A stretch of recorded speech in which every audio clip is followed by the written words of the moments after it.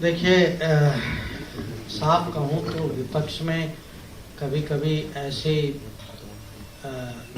लोग होते हैं, कभी उनके विचार भी ऐसे हैं कि मैं भी खुद कभी मुझे समझने में बहुत तकलीफ होती है।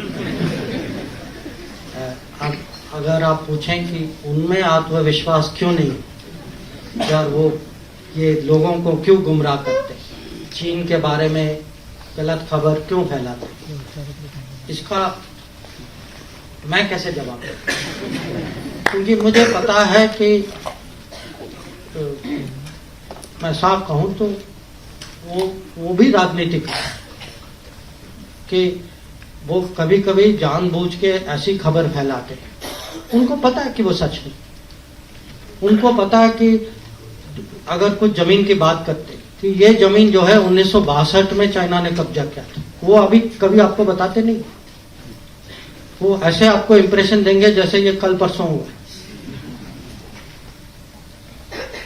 कभी कभी क्या लोग कहते हैं कि अरे आपको आपकी सोच में कमी है। मेरे सोच में कभी कमी हो सकती है, पर अगर मेरे सोच में कमी है तो मुझे पता है कि कहाँ जाना है। मैं अपने मिलिट्री लीडरशिप, फौज या इंटेलिजेंस से बात करूंगा। मैं चीनी एम्बेसडर को बुला के मैं अपनी खबर के लिए मैं नहीं पूछता। तो मैं मानता हूं कि आप कहते हैं इसका कमी है, आत्मविश्वास की कमी हो सकता है कमी कुछ और भी।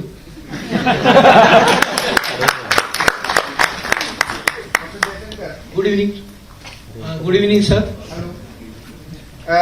सर, एक क्यूरियोसिटी है, why India way and why not Indian वे?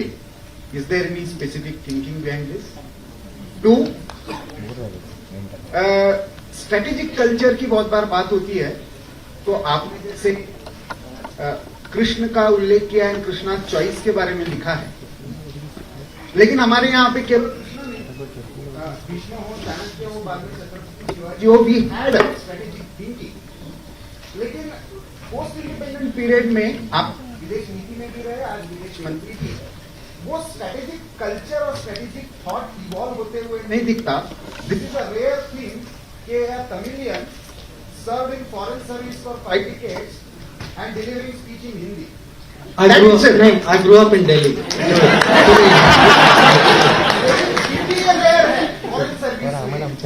ये आपको ज्यादा बताएंगे, मुझे भी, मैं भी स्ट्रेटेजिक और फॉरेन इश्यूज बहुत सालों से कवर कर रहा हूँ। मैंने फॉरेन सर्विसेज के लोगों को देखा नहीं इसमें हिंदी में बोलते हुए। Why strategic culture is lacking and how it is change? नहीं, देखिए इसका उत्तर यह है, एक तो Y India way not Indian way, it sounds nicer. नहीं, इट साउंड नाइसर, पर इसका एक किस्म से अलग अलग, क्योंकि जैसे मैंने कहा Indian way sounds more like a mark, उस दिशा में थे इंडियन वे।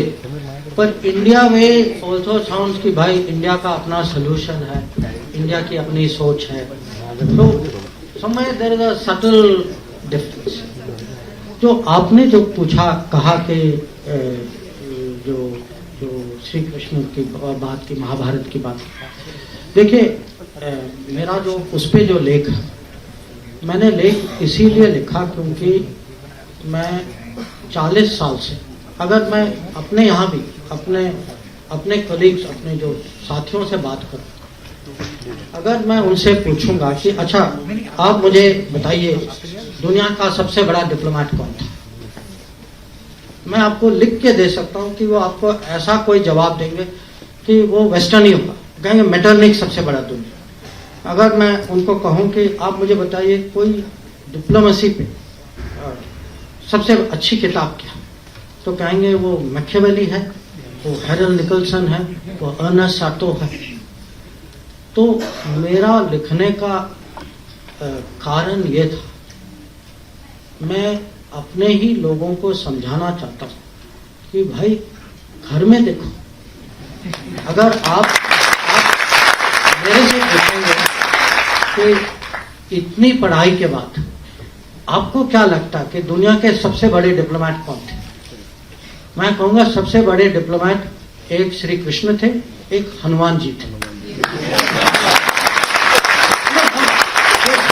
सीरियस उत्तर दे रहा हूं मैं कि अगर आप उनको कूटनीति के परिप्रेक्ष्य से देखें कि किस सिचुएशन में थे, उनको मिशन क्या दिया गया था, किस तरीके से उन्होंने हैंडल किया था।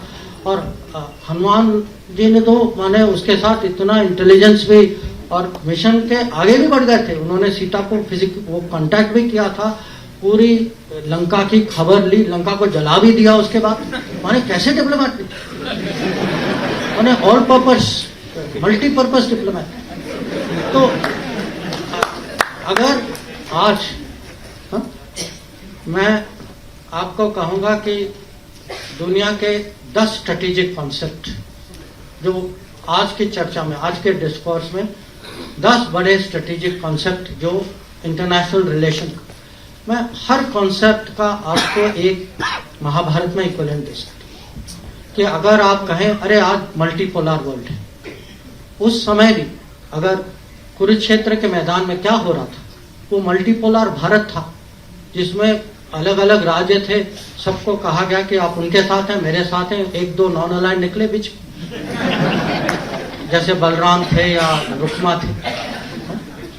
या अब हम कहते हैं कि ये ग्लोबलाइज दुनिया है, इंटरडिपेंडेंस है, हम सब पे ये बाधाएं हैं, कंस्ट्रेंट। अर्जुन की दुविधा क्या थी?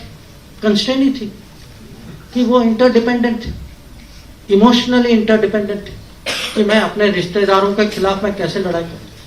पर वो भी फिजिकल मटेरियल इंटरडिपेंडेंस है, पर इमोशनल इंटरडिपेंडेंस। या हम कभी कभी हम कहते हैं अरे पाकिस्तान ने ये किया वो किया, चलो हम स्ट्रेटेजिक पेशेंस दिखाते। स्ट्रेटेजिक पेशेंस का सबसे अच्छा उदाहरण जो है वो कृष्ण भगवान जिस तरीके से उन्होंने शिशुपाल को हैंडल किया कि 100 बार उन्होंने क्षमा किया, 100 बार, उसके बाद आपको पता उन्होंने क्या किया। या आजकल ये टर्म आया है रूल्स बेस्ड ऑर्डर, कि एक मर्यादा होती है देशों के बीच में, जो राजनीति में, कि आपस में कुछ ऐसे कानून होते हैं, कुछ रूल्स होते हैं। महाभारत की कहानी क्या है कि जो रूल्स का उल्लंघन करते हैं, जैसे कर्ण या दुर्योधन, वो अपने आखिरी समय में खुद उनको अचानक रूल्स याद आ जाती है कि वो कहते हैं भाई ये नहीं करो क्योंकि ये रूल के मुताबिक, और पूरी जिंदगी जो है उन्होंने उसी रूल्स का उन्होंने पालन नहीं किया। तो ऐसे बहुत सारी चीज है। आज हम कभी कभी आपस में हमारी डिबेट होती है कि हमारे खिलाफ हमसे बड़ा देश। अब ये याद रखिएगा कि पांडव जो है, पांडव कौरव की प्रोपोर्शन जो थी वो 7-11 थी, कि वो छोटी फौज थी उनके पास। छोटी फौज थी पर बड़ी सोच थी, अनुशासन ज्यादा था, क्रिएटिविटी ज्यादा था, इंटेलिजेंस ज्यादा था, और श्री कृष्ण उनके साथ थे। तो और हम कभी कभी रेपुटेशनल कॉस्ट की बात करते हैं कि रेपुटेशन जो है कूटनीति में, राजनीति में भी, जिस पे आप भरोसा की मैं क्या कीमत बताऊं, जिस पे भरोसा करते हैं उसकी जो वैल्यू जो है, पार्टी हो, आदमी हो, देश हो, रेपुटेशन की बहुत कीमत होती है। और पांडवों की रेपुटेशन जो है वो कौरव से इतनी अच्छी थी, रेपुटेशन का बहुत फर्क। और कभी कभी ये भी है कि जो बड़े गोल, जो लार्जर गुड के लिए कभी लोगों को माने टैक्टिकल एडजस्टमेंट करना पड़ता है। और ये भी इसके बहुत उदाहरण, जो युधिष्ठिर ने अश्वत्थामा के बारे में कहा, या जब अर्जुन ने शिखंडी को आगे किया। अब टेक्निकली आप कहेंगे कि ये गलत चीज है, पर उन्होंने किया एक कारण के लिए किया, उनका एक लक्ष्य था। आप कहेंगे कि अब अगर आप लार्जर गुड के परिप्रेक्ष्य से देखें तो उन्होंने जो किया वो ठीक किया। आप टेक्निकली देखें तो अलग बात थी। तो ऐसी बहुत सारी चीज है, जैसे अब स्ट्रेटेजिक डिसेप्शन, जो जब कृष्ण भगवान ने सूर्यास्त का एक किस्म से इल्यूजन क्रिएट किया, तो जयद्रथ को लगा कि वो बच गए। तो मैं आपको ये उदाहरण इसीलिए दे रहा हूं कि कोई भी सिचुएशन हो, कोई भी एनालिसिस हो, हम जो हैं इतनी माने आसानी से ये शब्द लेते हैं, Trojan horse, Achilles heel, Gordian knot. अब ये कहां से आते हैं ये शब्द? किसी और के कथा से आते हैं। अब मुझे उससे कोई दुश्मनी नहीं है, मैं भी वही कथा पढ़ता हूं, मुझे भी उसमें रुचि है, पर मैं हमारे देशवासियों को समझाना चाहता हूं कि भाई आप अपने बारे में भी पढ़िए, इसका भी महत्व समझिए। हम आपस की बातें में कम से कम इसका तो प्रयोग करें कि अगर हमें स्ट्रेटेजिक कल्चर, सचमुच अगर इंडियन स्ट्रेटेजिक कल्चर बनाना है, इंडियन स्ट्रेटेजिक कल्चर दूसरों के अनुभवों और दूसरे के कथाओं से नहीं बनेगी। इंडियन स्ट्रेटेजिक कल्चर इंडिया के एपिक से बनेगी।